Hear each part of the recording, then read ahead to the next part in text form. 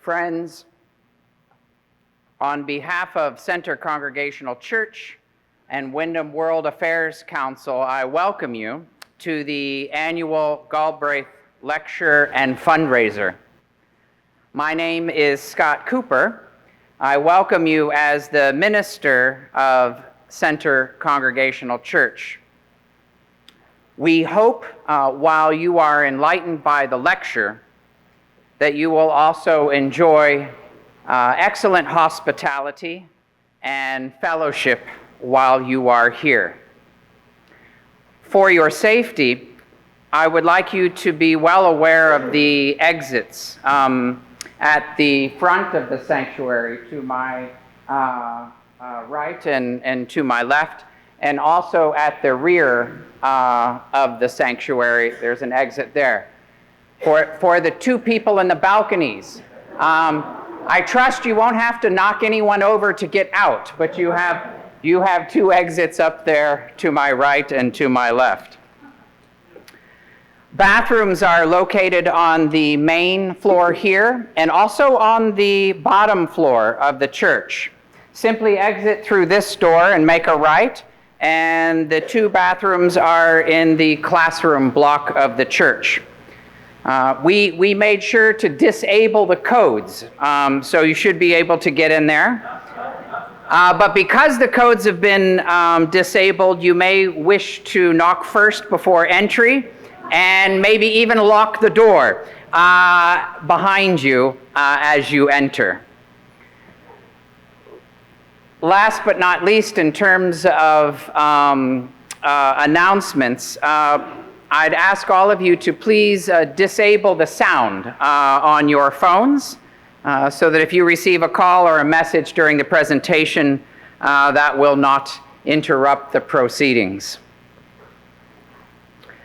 In addition to the minister at Centre Church, I'm also the vice chair of the board of the Windham World Affairs Council, which was founded in 1961 to further understanding of important world issues, to encourage discussion, and to engage citizens in the foreign policy of the United States.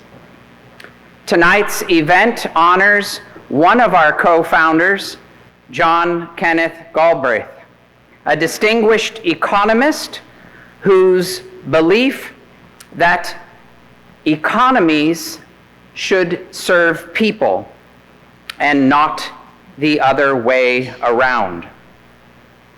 If this is your first time at a Windham World Affairs Council event, please talk to one of our board members, and I'm just going to ask if they can raise their hands. Please talk to one of our board members and ask us about joining as a member if you've not already done so. Our upcoming schedule includes a film and talk about the social justice origins of the song America the Beautiful at 118 Elliott on October 19th. It's a screening and conversation with the filmmakers of the documentary Borderline, The Line Within, about the massive surveillance and detention operations on the US and Mexico border. That will be at the Latches Theater on October 26th. We also hold members and friends salons for informal discussions on world affairs and United States foreign policy. A final note before we get started is to thank our community partners, BCTV, Brooks Memorial Library, the Vermont Humanities Council, Vermont Independent Media, the Commons, Windham Wines, and World Learning and the School for International Training. These collaborations were thanks to the hard work of Susan Healy, our outreach coordinator. If you saw a flyer, read an announcement about this event, or had a bite of food in our parlor at our reception, Susan was responsible for all of it, and so much more.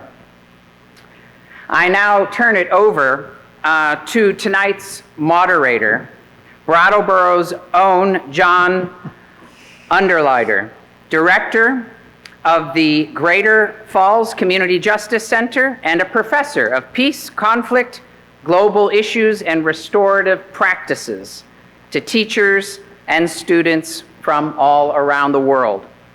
As professor at SIT, John started the Youth Peace Building and Leadership programs, which brought over 12,000 young leaders for dialogue about the conflicts they inherited. Thank you, John. Thank you, Scott. Good evening. Again, we gather for a talk hosted by Windham World Affairs Council to assess the challenging issues of our day. I thought we might have solved a few by now, since when I saw Peter's father, John Kenneth Galbraith, speak up at SIT 3 decades ago and had the most famous economist of the time sign my infant son, Jacob's copy of One Fish, Two Fish, Red Fish, Blue Fish. I'm not sure he understood why.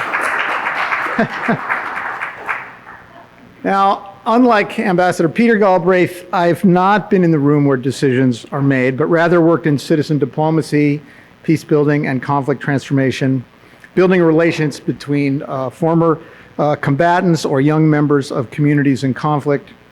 Almost 20 years ago, I asked Peter if he thought if we should host Iraqi teens for a peace camp, and went forward and he pointed out that he thought they would be safer in Vermont at the time. That program is actually still running, if not at SIT. Now I fear for the thousands of shining young leaders who came through SIT when it was still a campus, students from now failed states like Libya, Yemen, Somalia. We watch with horror the violent deconstruction of stunning, successful democratic movements by strong men with weapons, as in Sudan, Ukraine, Burma, Hong Kong, states wrecked by legacies of dictators, Syria, Zimbabwe, Iraq, and fighting that should have long ago ended between Israel and Palestine. Broken states with corrupt leaders can stay broken for a long time, as Venezuela, where I taught before SIT, or Uganda, where I stay in touch with a dedicated young activist from a youth program decades ago.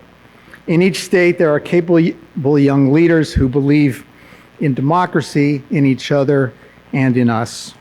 My flagship course at SIT was Conflict and Identity, and in summer peace camps we would get young Israelis and Palestinians, Greek and Turkish Cypriots, Catholic and Protestant Northern Irish, Indians and Pakistanis, Sunnis and Shias, Kurds and Arabs from Iraq to speak together more readily than we can get red-blue dialogue here today, dug in our silos of ideology. And what will happen here? What of LA, Chicago, Portland, DC, of lost legal rights and process we thought were sacrosanct in our country, of our sycophantic Congress, cabinet, and court? From yesterday's reformer, I quote, "The Windham World Affairs Council recently signed an open letter to reject the National Security Presidential Memorandum 7, entitled Countering Domestic Terrorism and Political Violence, which directs federal agencies to use joint terrorism task forces to investigate and prosecute U.S. nonprofit organizations and foundations from doing nonviolent work in their communities at home, which will stifle important debate and discussion by civic organizations." So let me drop this ball for now and turn this range of crises over to our seasoned ambassador from Newfane to bring his experience working for the U.S. and with other governments to share wisdom gained working in conflict-challenged countries like Croatia and Iraq. We hope his advice proves useful for each of us in facing the current forces against democracy. We only have 1 hour, a 30-minute talk plus 20 minutes of question and answer, and I know everyone has a lot to say, so let's focus and be concise. I'll review, we'll do one question only. So thank you for joining us, Ambassador Peter Galbraith, but we're supposed to first get a welcome from Robert Reich, who was John Kenneth Galbraith was his mentor. Hi, I'm Robert Reich, and I wish I could be with you right now in beautiful Brattleboro, Vermont. But hey, I live here on the left coast. I was going to say west coast. It's actually the left coast, which means I miss the fall colors, but I don't miss the winter cold. I am so pleased that you at the Windham World Affairs Council continue to hold an annual Galbraith Lecture in honor of my friend and mentor, John Kenneth Galbraith, whose family, I understand, still has a summer house in Newfane. And I very much appreciate that Peter is with you today. Peter, hello. No one has influenced my thinking and sense of what a public life could be more than Ken Galbraith. You see, Ken didn't regard economics as a form of applied mathematics. He understood it as embedded in politics, sociology, history, and moral philosophy. Above all, he was fascinated by power, who had it, how they used it, how it was countered by others. As some of you recall, Ken was an imposing presence, lanky and angular at 6 feet 8 inches. Well, I'm 4'10". The height gap between Ken and me didn't matter much when we were dining together, but vertical conversations, say walking along the streets of Cambridge, they were always challenging. Our average height was 5'9", but average, that was irrelevant. You see, when the distribution of anything becomes widely disparate, talk of averages can be misleading. So it has been with American incomes. Although the average American income is now much higher than it was when Ken and I walked the streets of Cambridge in the 1980s. That's not true of the typical American's income, which, adjusted for inflation, has barely budged. Most economic gains have gone to the top. America has the most unequal distribution of income and wealth among all advanced nations. And inequality is increasing further and faster here than in any comparable nation, which may have something to do with why our democracy is in the crisis it is in. Because as Ken understood, you can't separate economics from politics. But I'll leave the rest of that to Peter. Or Peter, whatever you want to talk about today. Thanks, all of you, for doing this, and thanks for inviting me.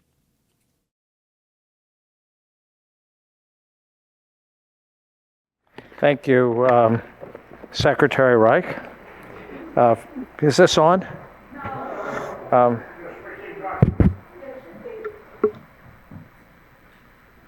Now? Come over Is here. it on now? Okay, is this? Come over hear- here if you want.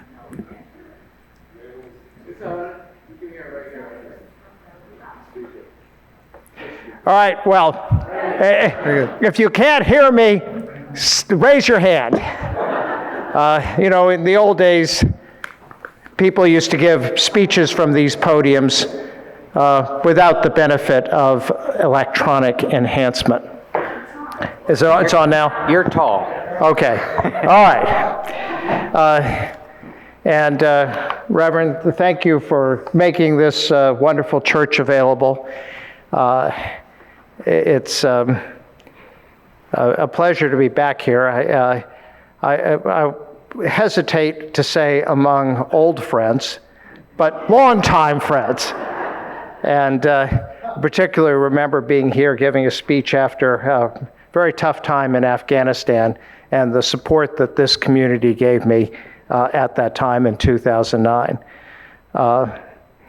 I'm also really admiring of the Windham World Affairs Council, which, as you may not know, is by far the smallest World Affairs Council in the United States.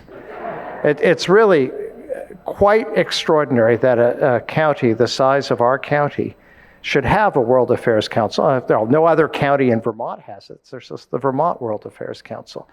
And it is the function of how vibrant and, dare I say, enlightened our community is. To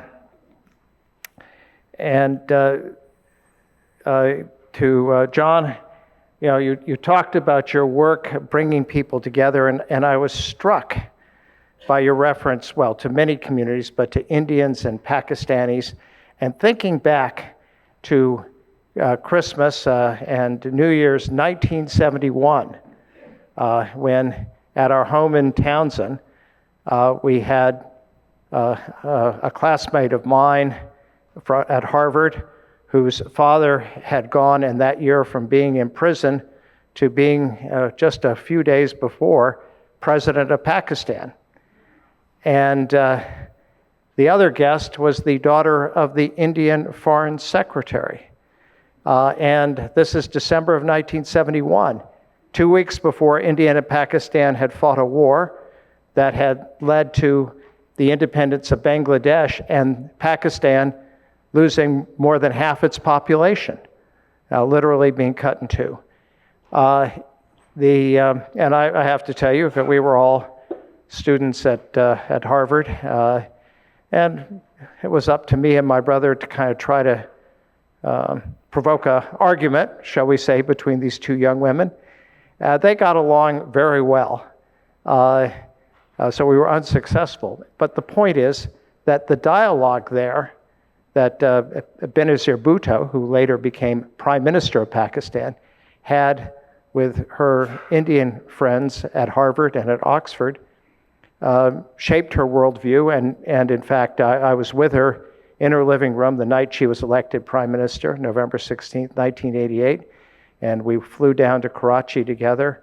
And before I went on to India, I wrote out a letter from her to Rajiv Gandhi on a yellow pad. She copied it in her own hand, and I delivered it to Rajiv Gandhi, then the Prime Minister of India. And they met a couple of weeks later.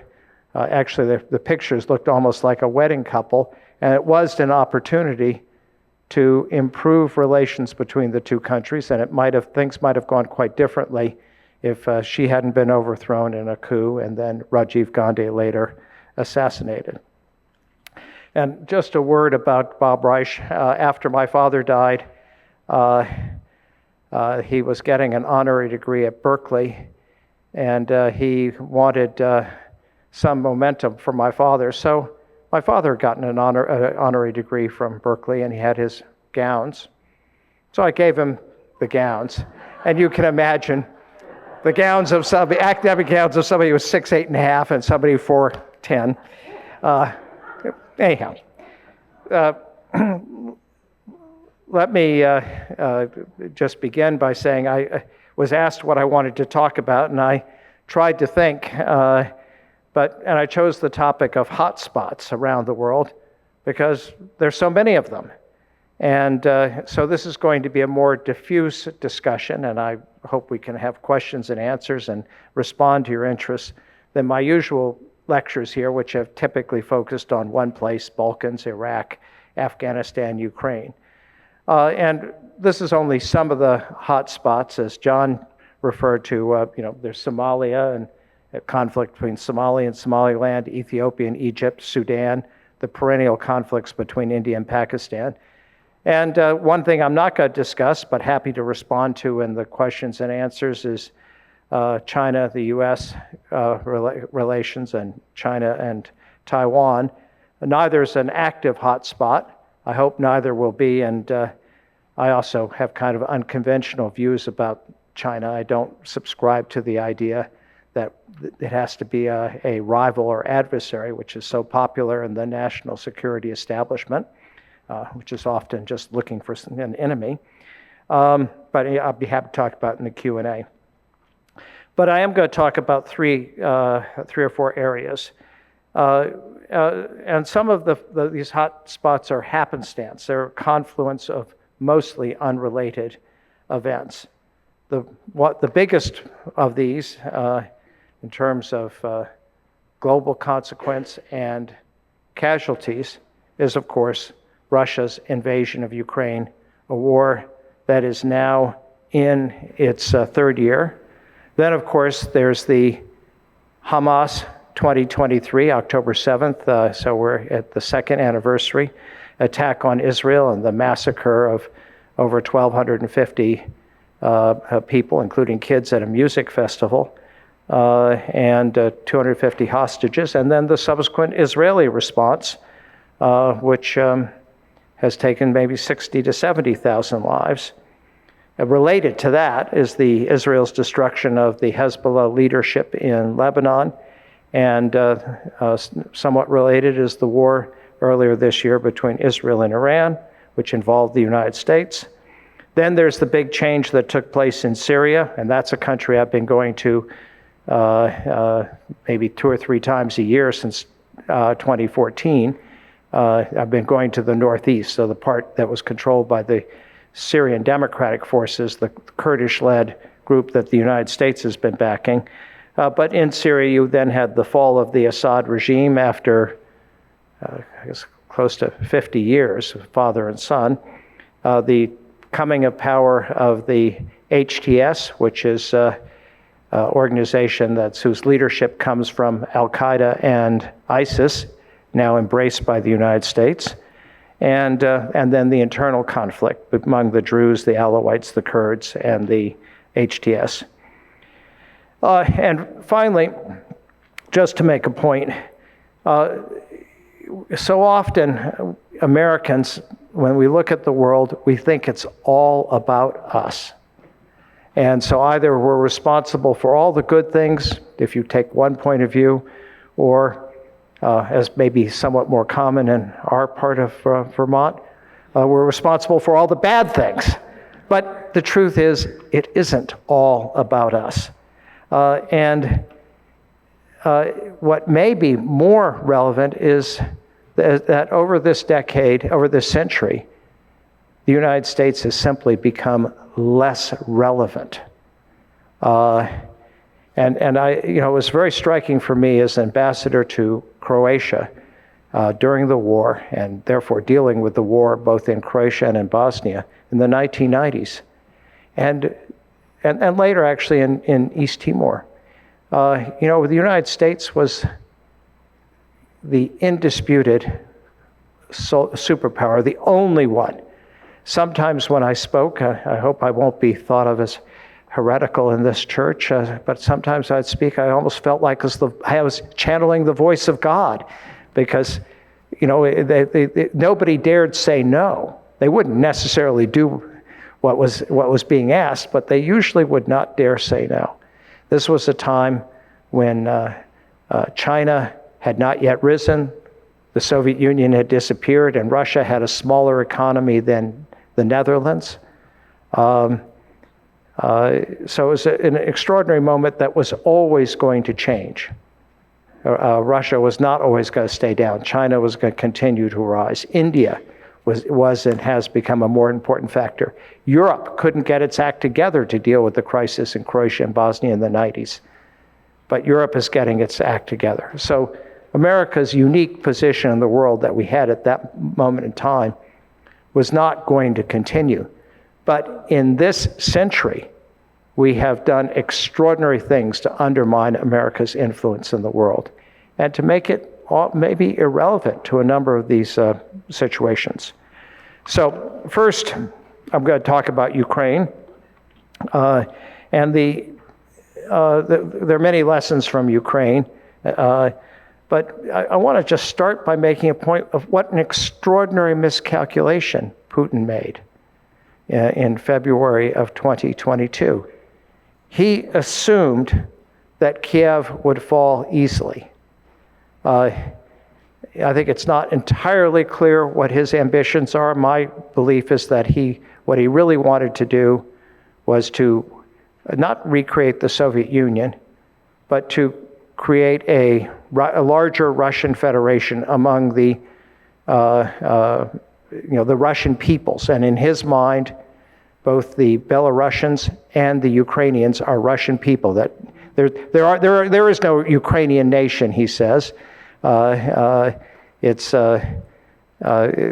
basically Ukrainian is kind of a dialect of Russians. And of course, the leadership in Belarus basically takes the view that, similar to Putin's, that they are a Russian people.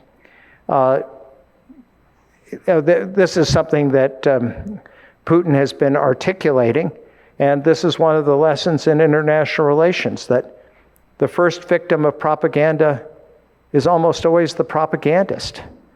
And so he believed that Ukrainians were really Russians, that this illegitimate regime would collapse, and they would be taking Kiev, and the whole thing would be over in a matter of weeks. And that gets to the second fallacy that is so well illustrated in this conflict and in so many others, which is that your military is most powerful on the day before you use it. Undoubtedly, the Russian military told them there would be no problem. They believed it. The end result has been a war of attrition of catastrophic scale, and something so much reminiscent of what we saw at the beginning of in the second decade of the 20th century, not in the 21st century.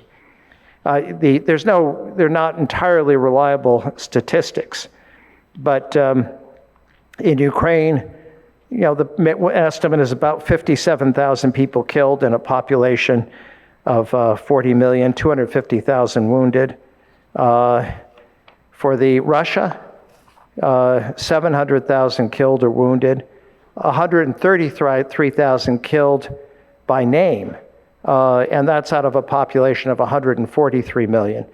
If you want to look at the Russian casualties and compare them, and this is in a short period of time, to American casualties in the Vietnam War, it's 4 times as many in a much shorter, relative to population, in a much shorter period of time.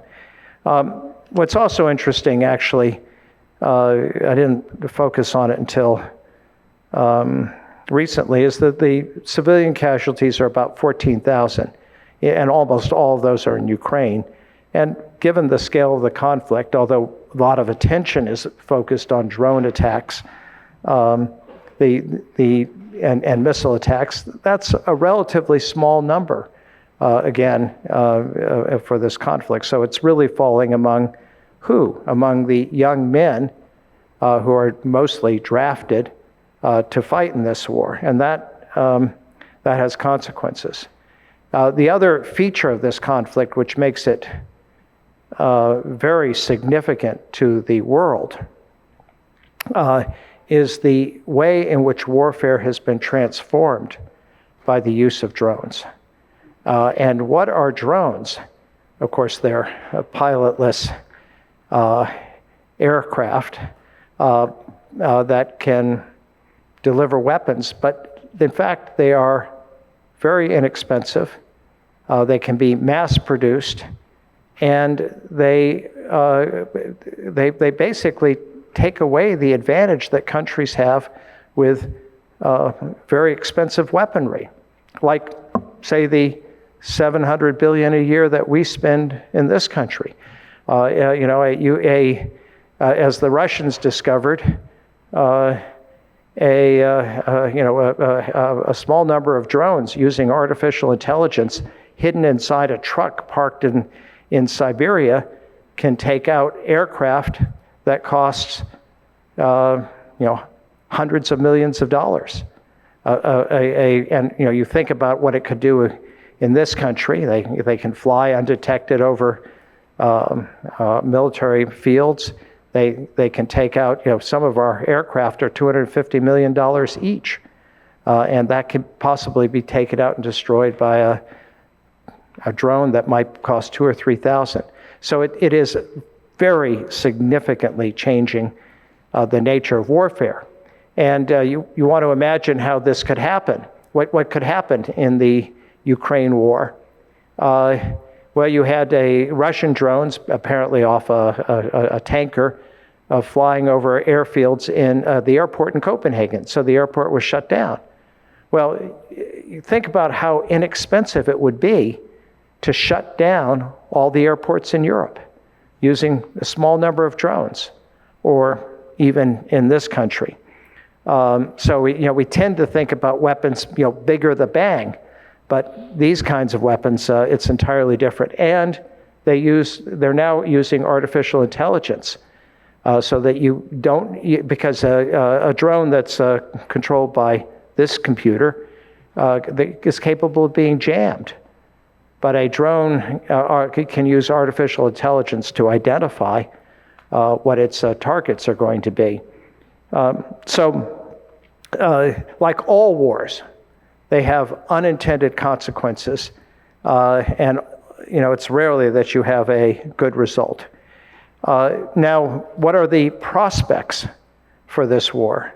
And let's see if, yes, I just show a slide, which basically, the blue shows the advances that the Russians made at the beginning, including getting close to Kiev.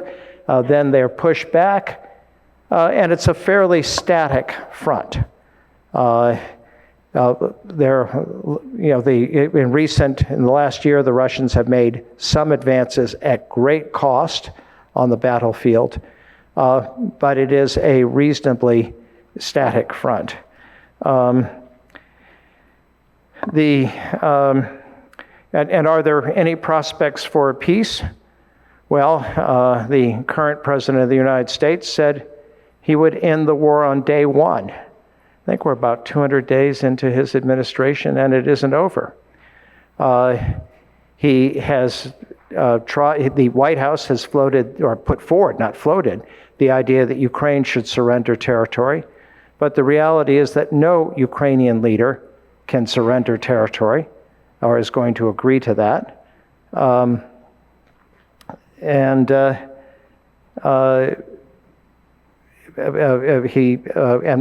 U.S. mediation. There was an embarrassing summit in Alaska when Putin came. Trump said he was going to get a ceasefire. He didn't. He did agree with Putin on the idea of Ukraine giving up territory, but in fact, there's been no progress toward ending the war. Now, there is the question of which side is the United States on? Europe is clearly on the side of Ukraine, and the United States had, under the Biden administration, been the largest supporter of Ukraine, a couple $100 billion. Incidentally, of course, that sounds like a lot of money, but if you compare it to the $4 trillion for Iraq or the $3 trillion for Afghanistan, total costs included, it's really very small. And with zero American casualties, zero Americans on the ground, as compared to those wars. And frankly, I would argue that there's much more at stake. Now, what is at stake? What to me, I'm not persuaded, as I said earlier, that the Russians are, if they take Ukraine, that they're then going to attack, Lithuania, Latvia, Estonia. That's going to be World War III. I think that, in fact, Putin's ambitions are, as I said, to have a larger Russia Federation to include these Russian peoples. And he's not going to achieve that. So if the Trump plan were to go forward and Ukraine were to give up territory, basically Crimea and the territory that you see in the east, you would have it's not an achievable agreement, but beyond that, you would have done great damage to the most fundamental principle that has kept the peace in basically the lifetime of all of us here since 1945. And that is the principle that once you're a member of the United Nations, for all the ineffectiveness of the organization, the fact that it exists, you're a member of the United Nations, which means you're an internationally recognized state, and there's no dispute about your borders. If those two conditions are true, no country can attack you for the purpose of annexing territory. Yes, there are wars like the Soviet one in Afghanistan or the American one in Afghanistan or the various American wars against Iraq or Vietnam, but none of those were about invading for the purpose of annexing territory. The only attempt that was made since 1945 was Saddam Hussein, who invaded Kuwait in August 2nd, 1990, declared it to be Iraq's 19th province, and that ended very badly for Saddam. So it affirmed the principle. So at least to my mind, there's a lot at stake in Ukraine, which goes to the cornerstone of this agreement. Now, the U.S. lack of resolve on Ukraine raises issues about another cornerstone of the post-war system, which is NATO. NATO had been reasonably unified on Ukraine. Okay, there was Hungary, which was a little out of step. But now to have the United States either ambivalent on the Russian side is a major split, probably the most serious crisis that NATO has ever faced. But it also, you have a president who says that he doesn't believe in NATO, and particularly he doesn't believe in Article 5 of the NATO treaty, North Atlantic Treaty. What does that say? Article 5 says if one country is attacked, if an attack on one member of the alliance is an attack on all of them. And the purpose of that is not to draw everybody into a war, but to deter an attack on any of NATO member, because the attacker has to calculate that the attacker will then be at risk with all the members. Well, Trump has basically said, I'm not sure I'll stick by Article 5. And then there's a second issue that affects NATO, which I'll just touch on briefly, but which I wonder about, which is Greenland. Trump has repeatedly said, and this goes back to his first term, that he wants Greenland, and if Denmark won't sell it to the United States would take it. Now, lots of people, including foreign policy types, say, he's not serious. But I have one lesson from a rather long career in diplomacy, which is this. What a leader says he's going to do is the most reliable prediction of what a leader is going to do. In my days in dealing with Croatia and Bosnia, and this was the number one issue that the Clinton White House was focused on, we spent hundreds of millions of dollars on, well, they didn't have email then, but on intercepting phone calls. Am I disclosing secrets? Oh, well. Hundreds of millions of dollars on, intercepting the phone calls of the leaders, or we would have agents. This is hypothetical. A secretary in the defense minister's office who, might hand you some memo or something. Why? What did we want to know? Well, we didn't want to know how many aircraft or anything they had, because we knew that. That you can collect from satellites or aircraft. We wanted to know how they were going to use that equipment. What were they going to do? But, all that intel, it was always much better what the defense minister told me they intended to do. That was or the president. So I think you have to take Trump seriously when he talks about seizing Greenland. And I also think there's a context here, which is if Putin gets his, Crimea, the Donetsk, will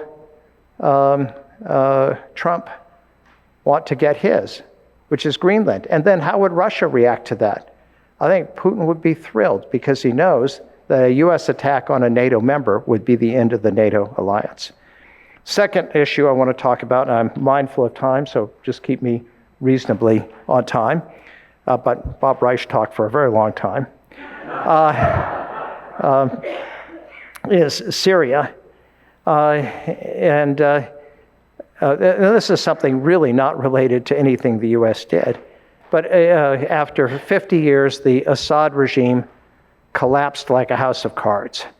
And I was there in Syria meeting with the head of the Syrian Kurds on November 28th. And I said to him, General Mazloum, you know that Assad regime, it's a house of cards. He said, really, Ambassador? I said, yeah, it's just one push and it's going to collapse. He said, I'm going to talk to those guys in Idlib and tell them that. And, the next day they launched the offensive and it was over in 10 days. Okay, just joking. But I was with him on November 28th, and we had no idea that was going to happen. The next day the offensive began, and the thing did collapse. By early December, they were in Damascus.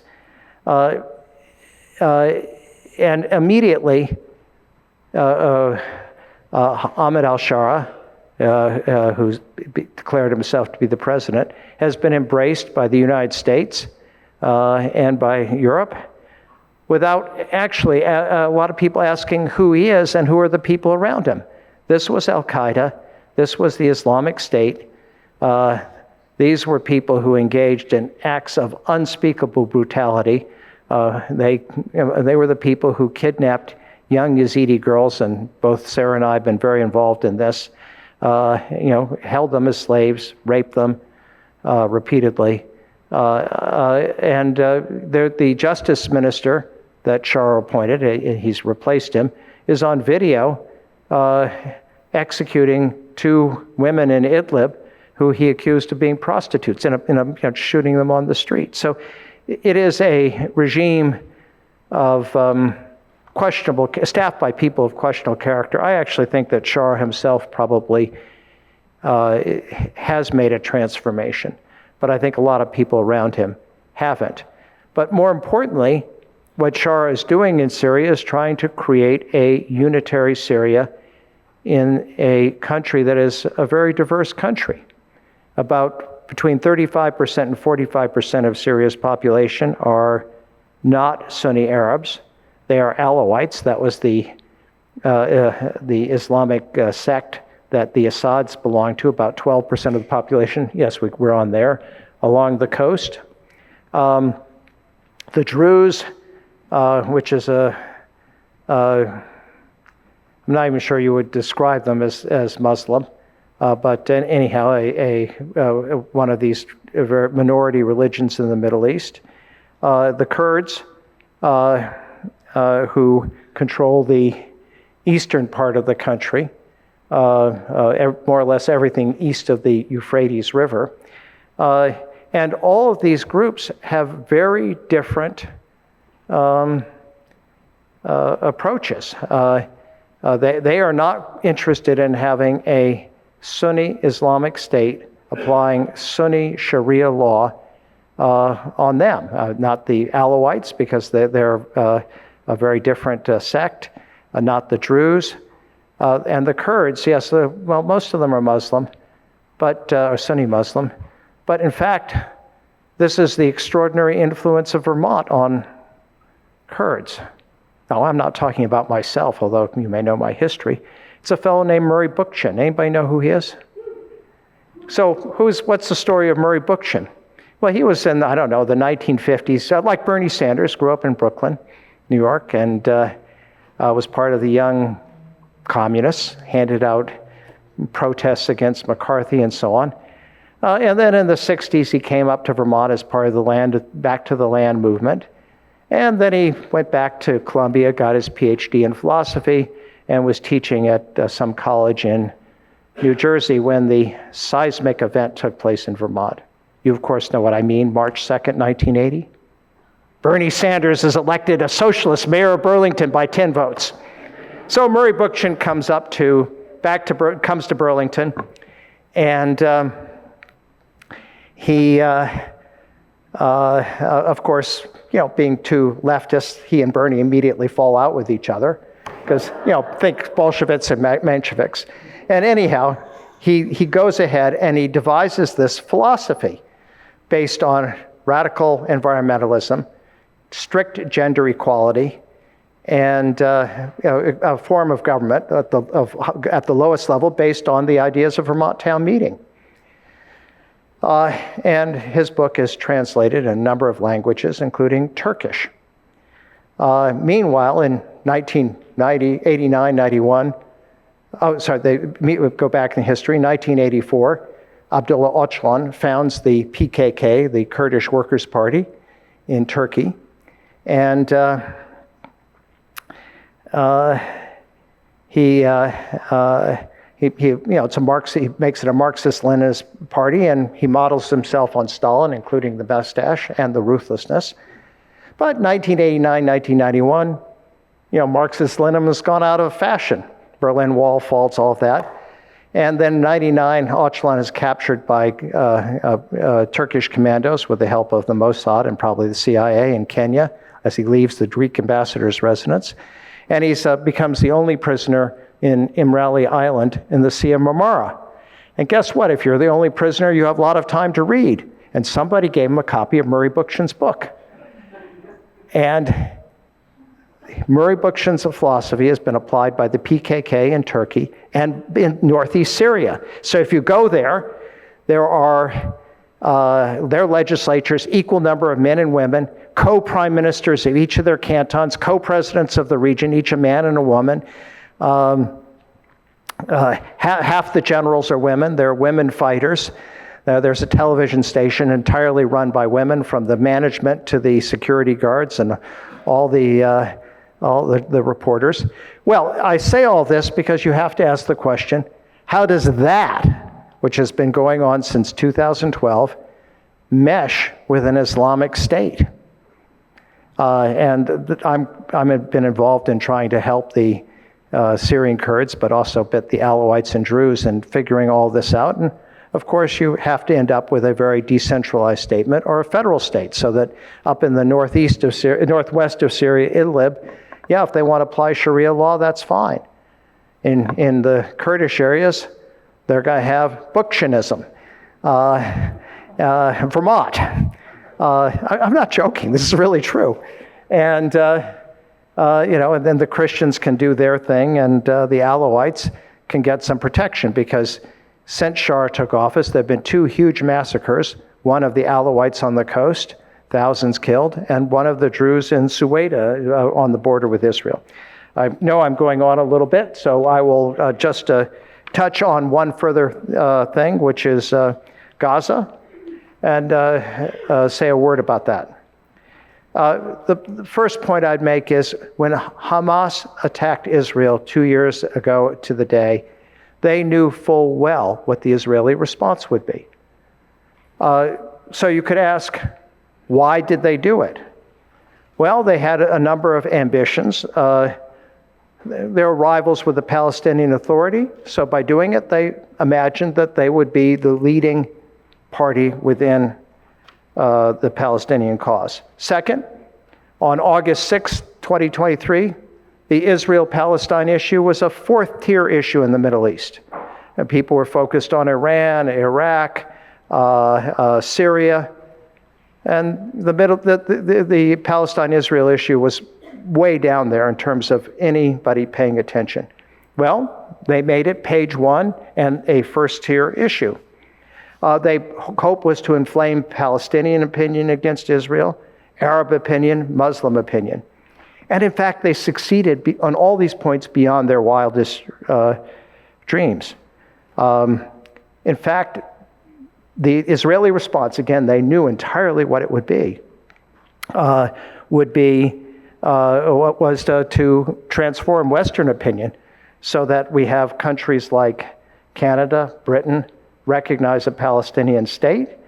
You have in the United States, when I first went to work for the Senate Foreign Relations Committee, the Democrats were absolutely solid in their support of Israel, no matter what. The Republicans were a little ambivalent. There were the evangelicals, the Jesse Helmses of this world, who are just anti-Semite, and then there were the country club Republicans who didn't really want to have Jews in their country club. But the Democrats were solid. Now you have a situation where the Democratic Party is increasingly moving away from Israel in terms of support. It is a catastrophic, and even elements of the Republican Party, significant elements of the American Jewish population.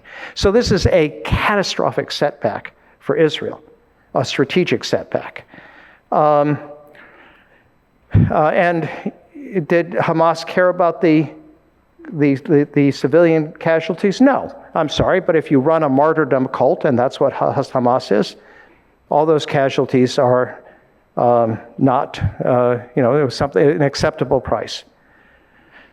So where are we now? Well, it's very hard to see a war ending by a negotiated peace. But, and that's the issue in Ukraine. There's just no basis by which Putin or Zelensky can agree to a peace. Zelensky can't give up territory, no successor can, and Putin can't admit that what he did was a failure. although the one hope there is that a successor Russian government will turn against the war, as they did in Afghanistan, as the U.S. did in Afghanistan. I mean, so if it's not on your territory, you can give it up. But in the case of Hamas, the situation basically is that Hamas and the Palestinians in Gaza have been destroyed. And now there is a peace plan that has been designed by the former British Prime Minister Tony Blair, embraced by Trump, and then helped by a kind of fortuitous event, which was the Israeli failed attempt to assassinate Hamas leaders in Doha, in Qatar. And why was that? And that infuriated Trump, whose family, of course, had business interests there. But the Qataris are also playing a mediation role, and you remember they gave him an airplane. So at this point, Trump has made clear to Netanyahu that he has to choose between American support and accepting the Blair plan, but of course now the Trump plan, or the right wing in his coalition. I mean, he's already right wing, but the far right, where he risks losing support, and if his government falls, he risks going to jail. But basically, it appears to be a choice that he does not have, and so the Israelis have accepted the plan, and it looks like Hamas also, because they've been destroyed, will accept it. A final point, and my father always said, John Kenneth Galbraith, that when you give a talk, you've got to say finally or in conclusion a number of times because it gives your audience hope. But the final thing I'm going to say is how much the Palestinian radicals and the Israeli radicals have in common. In fact, they both want from the river to the sea. The PLO charter originally spoke of a single state from the Jordan River to the Mediterranean for Jews and Palestinians. And this is also the program, it was the explicit program of Likud, and it basically is the program of the Israeli right. So we talk about the two-state solution. Of course, I think that's a correct solution. I think it's unlikely. What was a one-state solution going to look like? Because I think it's quite likely that with Trump administration support, after Israel accepts because Israel has accepted the peace plan, and if Hamas does, then Israel will annex the West Bank. All right, what are the, and of course, they're not going to allow the population to vote. But sooner or later, there's going to be a left-wing government in Israel because single parties don't stay in power forever. We know in Vermont, because we used to be a solidly Republican state. And when the left wins, with support from the 2.1 million Palestinians or Arabs in Israel, what are those 2.1 million Arabs going to demand as the price of their support for the left-wing coalition? They're going to demand that the vote be extended, the ballot be extended to Arabs, Palestinians who live in the West Bank. So you have 2.1 million Palestinians in Israel proper, 3.4 million in the West Bank. That's 5.5 million. If the annexation is of Gaza, that would be another 2 million. And what is the total population, Jewish population of Israel? Well, in Israel proper, it's 7.4 million and another 450,000 in the West Bank. In short, the river to the sea is a program, the one-state solution is a program for a state that the Palestinians envisioned. It is the people who may be the biggest losers of all that are the people who want a greater Israel. I will conclude by saying that just in 1984, I made my first trip to Israel, and I had lunch with Abba Eban, who had been the foreign minister, British a guy who came to Israel. And he said to me, Israel can be two of the following three things. It can be a democracy, it can have Judea and Samaria, and it can be a Jewish state. It can be two of the three, it can't be all three. And I think that is true today as it was then. So thank you.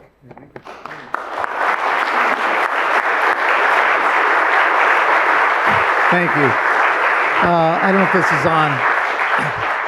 I'm not sure this is on, but well, I hope some of your questions were already answered by Ambassador Galbraith, but we'll take a few questions, and please just one question in the languages that he talked about, wahid, one, or yek in Kurdish, or yadan in Croatian. Echad. So just one question, and if you need to set it up, please be concise, and we'll try to go for another 15 minutes and get as many as we can. And yeah, go ahead. And I don't know if we have the mic. No, I got the mic. Mr. Galbraith, do you think that the Palestinians are truly a second-degree kind of being, and that they don't deserve what all human beings deserve in this world, which is to live in freedom and to be able to clothe their children and earn a living? What on earth are you talking about when you're suggesting that it looks as though the only thing you care about is to somehow make Israel stronger? Israel, you said that Netanyahu... Can you wrap up? Okay, I will wrap it up by saying, as you pointed out, when someone says, I'm going to do something, believe them. Netanyahu is absolutely intent on destroying Gaza, and I believe him. Tell me what you think the solution is to Palestinian having statehood. Well, just to be clear, I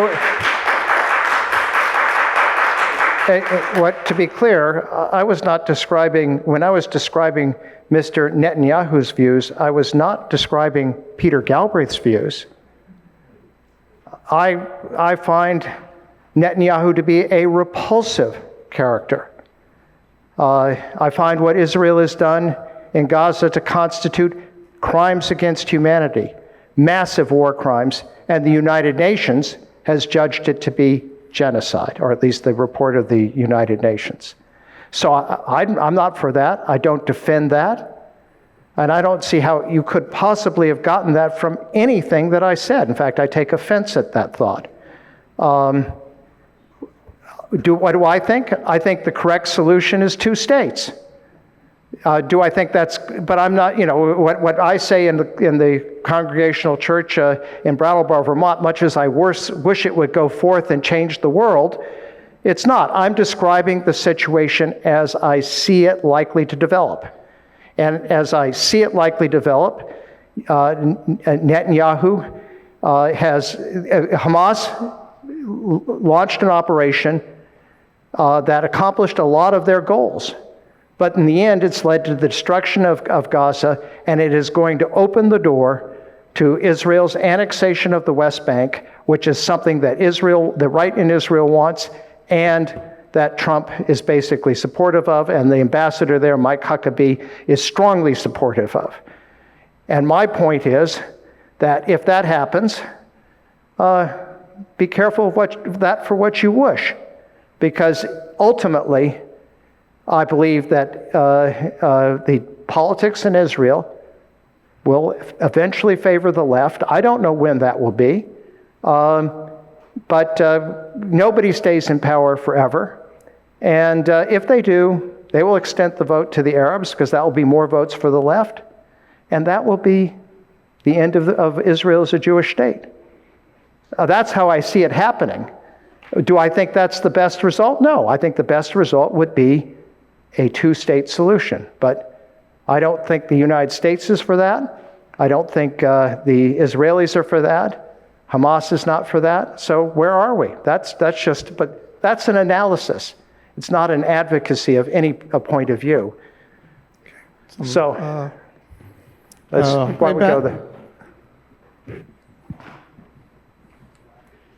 Yeah, this is a question for either one of you, and perhaps a little bit more for Professor Ungerleider.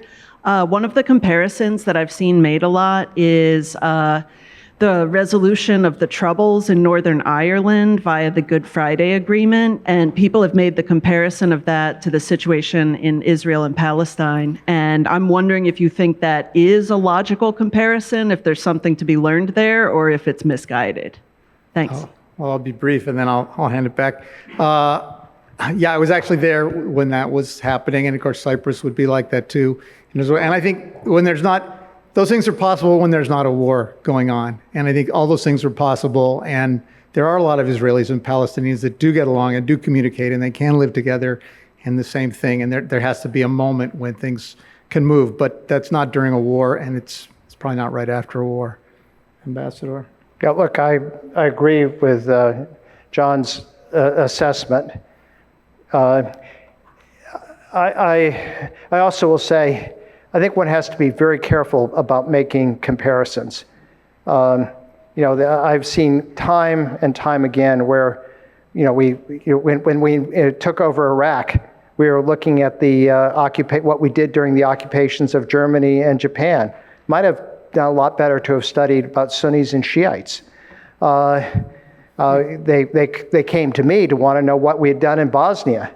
And they took one of the lessons that might have been relevant to Bosnia, which was to delay elections because they thought it would lead to more nationalists prevailing. Well, when the Iraqi elections were finally had, the Kurds vote 100% for Kurdish nationalist parties, the Shia for Shia parties. So you have to be careful about any analogies.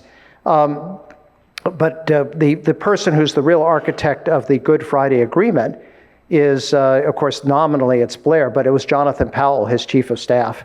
And Jonathan is now the national security advisor to Keir Starmer. Do I think that there's a process of mediation and negotiation that might work? Do I think that the plan that Blair has come up with, the 21 points, is as good a plan as you can get? Yeah, I do. But remember, there are a lot of things that are not in that plan. I taught at the National War College, and there's always the thought, well, if we have our military, we can go grab it. Well, that turns out not to be as easy as it sounds. But when you're in diplomacy, you never get 100% in a negotiation. I mean, that's just how it is. We're also at the 30th anniversary of the Dayton Peace Accords, and in my head, I always remember what President Izetbegovic said when he initialed that agreement in Dayton on November 21st, 1995. He said, and it was true, he said, this is an unjust agreement, but it is better than the continuation of the war. And also, things change.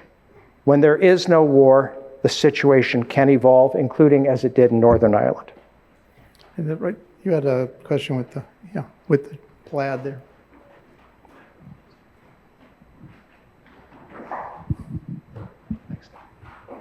First of all, thanks for a great presentation, both of you. Really, really informative. Oh, sorry. One quick question about Ukraine. Do you envision a scenario deep in the future, or maybe hopefully soon, where Ukraine would be asked to or allowed to join NATO after the conflict ends? Thanks again for your presentations. I think one of the most irresponsible things that the George W. Bush administration did was to open the door to the admission of Ukraine and Georgia to NATO. Why? Because there was no way that 2/3 of the US Senate or the other, 20 members of NATO were going to approve the admission of a country that was in the case of Georgia, had part of its territory occupied by Russian proxies, or of Ukraine. And so, in an ideal world, would I have said yes, admit them and protect them? Fine, but we don't live in an ideal world, and it was basically a poke in the eye. Now, I don't think that was the reason for the invasion, but certainly it was a factor. So yes, I think the easiest thing in the world as part of a peace agreement would be to agree that Ukraine is neutral, like Austria.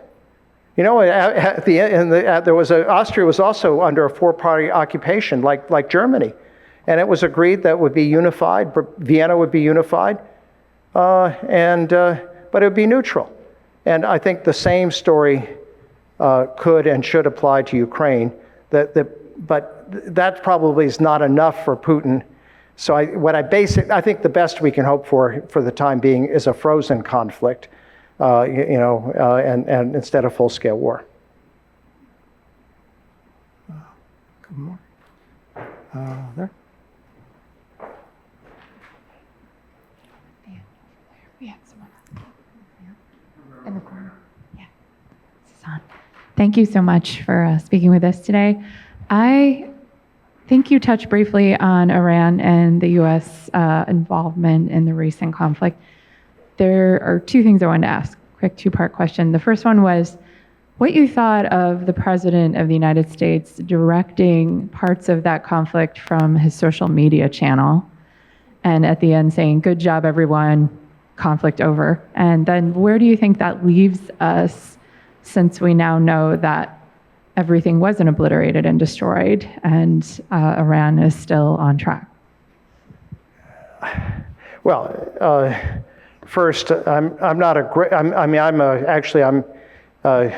chairman of the board of the Center for Arms Control and Non-Proliferation. That's actually better sounding than what my job really is, but which is just a chair board a couple of meetings a year. But I have been very involved in the non-proliferation issue. And I can tell you, I'm not an enthusiast of non-proliferation by bombing. Because generally, it's ineffective. And what happened here was the United States used bunker buster bombs on 3 Iranian facilities. The Defense Intelligence Agency did an analysis, and they assessed that it had set back Iran's nuclear program by months. And Trump said, "We've obliterated it." And so what did they do? They fired the head of the Defense Intelligence Agency for having provided an honest assessment. So I guess we're going to have great successes if we simply say that whatever we wanted to happen, happened. We had no hurricanes this year. Well, here's the other, we saw the same story. Didn't like the inflation news, fired the head of the Bureau of Labor Statistics. What is that? So I will say about Iran, and I've been there, and talked to people in Tehran and the Iranian Foreign Ministry. First, I would say there's no reason for a conflict between the United States and Iran. It actually has entirely to do with domestic politics in Iran and domestic politics in the United States. When the hardliners in Iran are attacking the United States, they don't care about the United States. They're attacking their domestic foes. And when the Republicans in this Congress were attacking President Obama over the Iran nuclear deal, they weren't they weren't concerned about the nuclear deal. They wanted to stick it to Obama. When Trump got rid of the nuclear deal, it had nothing to do with, Iran was following the nuclear deal, but he wanted to undo a success of his predecessor for whatever psychological reasons that are beyond my scope here. But though that's the dynamic of both of those countries. But if you step back, you say how much in common they have. Iran is a rich and diverse culture. Its people, in the entire time I was there, I never met a single person who believed in the system. And I had the same experience spending 11 weeks in Eastern Europe and the Soviet Union as a teenager in 1968, driving around camping. And I spoke Russian at the time, being back there in 1971. I met many communists. I never met anybody who believed in communism. And what I can tell you is, and there are many people who are in the system in Iran, but there's almost nobody who believes in it. And when the belief goes, sooner or later the system's going to go. Nobody believed in communism after the invasion of Czechoslovakia in 1968. 21 years and the system fell.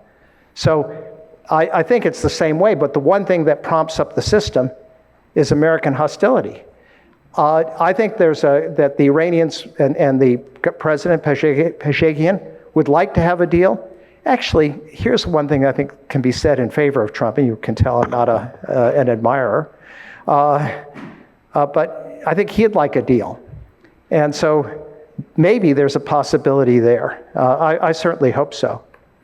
Okay, we'll just do two more. Lissa, and I think the woman behind Skylar there wanted to go. Lissa. And I want to take this gentleman here because I don't want him to think I'm afraid of taking his question, provided it's a question. Well, I think we're going to go back to the similar. Okay. Well, it's okay. We'll go ahead and I'll be. Go ahead. Up to you. I'd like you to pick up on the theme of Iran a little bit, but in reference to Saudi Arabia, because when you're talking about nuclear capabilities, that's something that the Saudis are very interested in developing and have been very close to deals to actually securing a nuclear weapon, as far as I can understand, with the help of the United States. What is this relationship, if you could expand upon, between the Saudis and Iran, and specifically also if you could mention your views on why the Hamas attack was timed the way it was in terms of the deal that the Saudis were making with Israel just before the attack, and how much that attack might have been an attack against the Saudis as well as the Israelis. Well, let me just say about, I actually worry more about a Saudi nuclear weapon than I do about an Iranian one. And I invite you to consider the leader of Saudi Arabia, Mohammed bin Salman, who to me reminds me a lot of Saddam Hussein. And I followed Saddam Hussein's activities closely at a time when the U.S. was embracing Saddam. So what has Mohammed bin Salman done? Well, he sees a yacht in the Mediterranean while he's in Monaco or someplace. He sends somebody out to buy the thing for $540 million. He buys a painting that might be by Da Vinci for $500 million. He locks up the Saudi royal family, the larger Saudi royal family in the Ritz-Carlton, and shakes them down for hundreds of millions or billions of dollars. He invites the Prime Minister of Lebanon to Riyadh, arrests him, detains him, threatens him. The Prime Minister resigns and goes back to Lebanon and unresigns. He's launched this incredibly brutal war in Yemen that has taken hundreds of thousands of lives.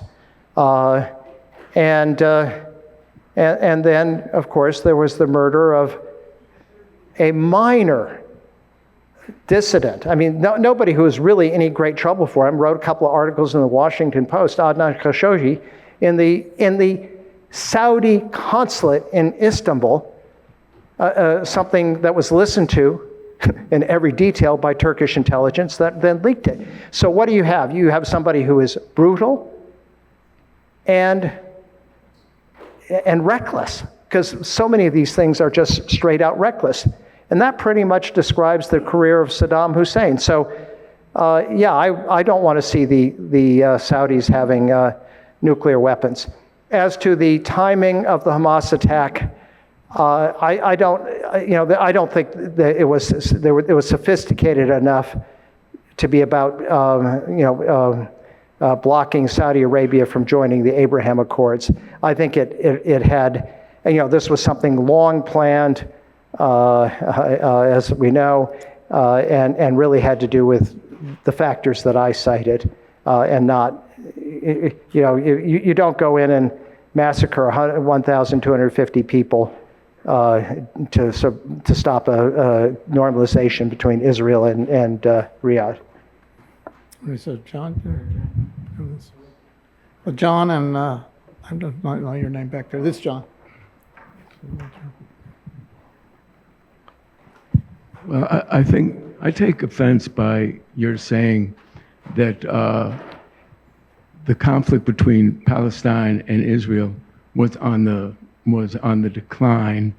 I didn't say that. So I'm not going to, first, I'm not going to engage in who's offended by what, but I did not say that. What I said was it had become a fourth-tier issue. It was on the back burner. Now, I don't see how that can be offensive to you. It is simply a statement of fact. In the Middle East. It was on the back burner maybe for the United States and for the Western countries, but not a back burner for the Palestinian people who have been fighting for 100 years. Of course not. Of course not. Yes, point well taken. It was not a back burner issue for the Palestinians. Is there a question you have? My question, well, no, I just wanted to comment on your Okay, talk. well, thank you for the comment. I can assure you that, and incidentally, the Palestinians are not the only people who have been oppressed. What about the Kurds? There are 7 million Palestinians. There are 60 million Kurds, maybe 50 million, subject to genocide. Did any Arab leader speak out? Did any Palestinian leader speak out? No.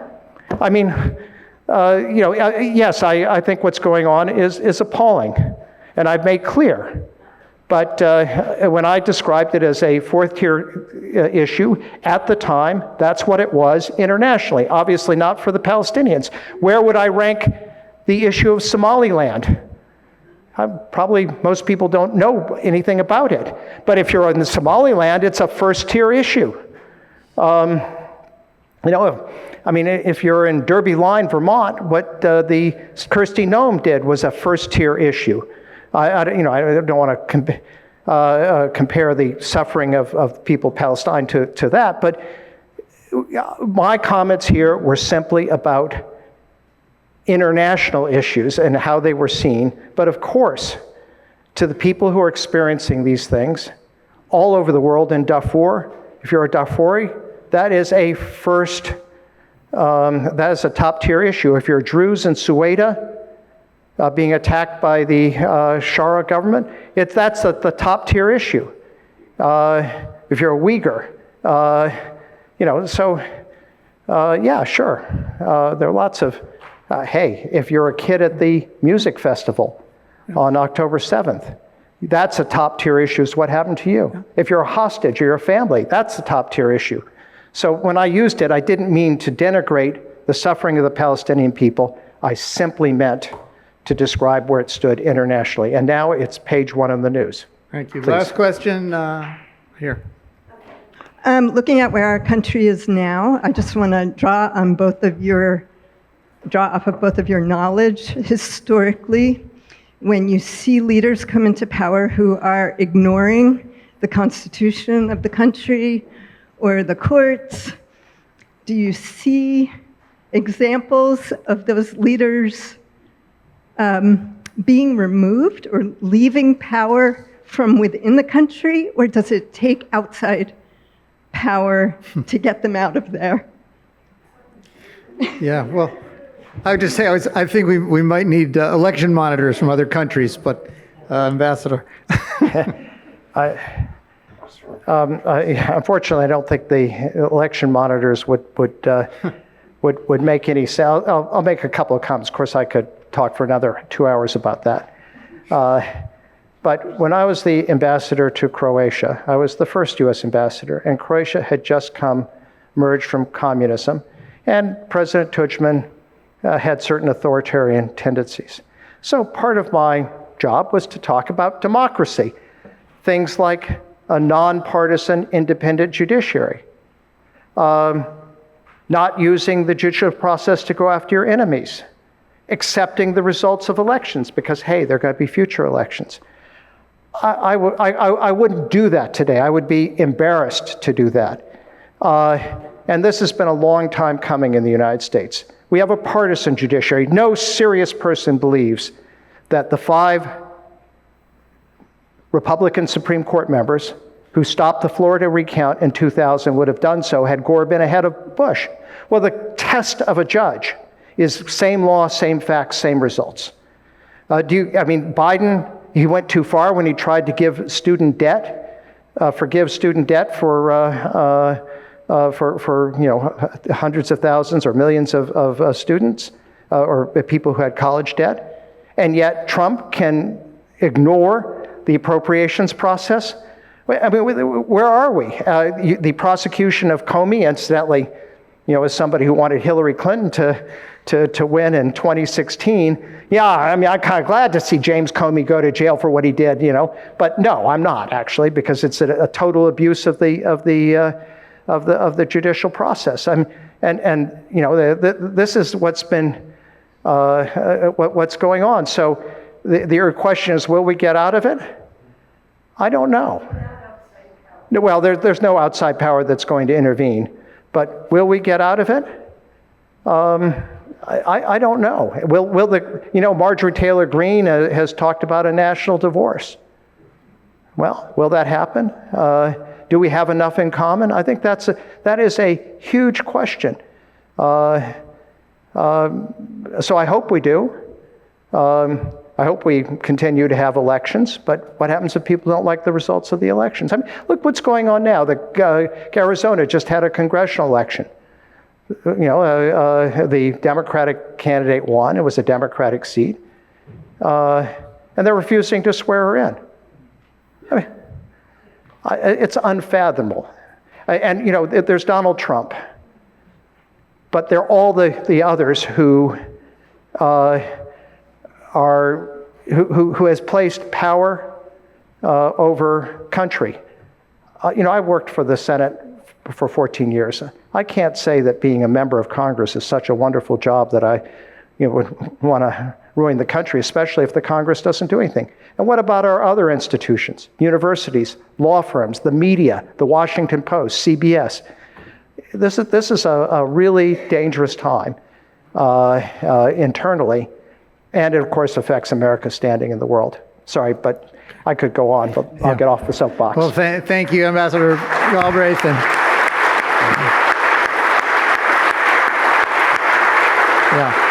thank you. And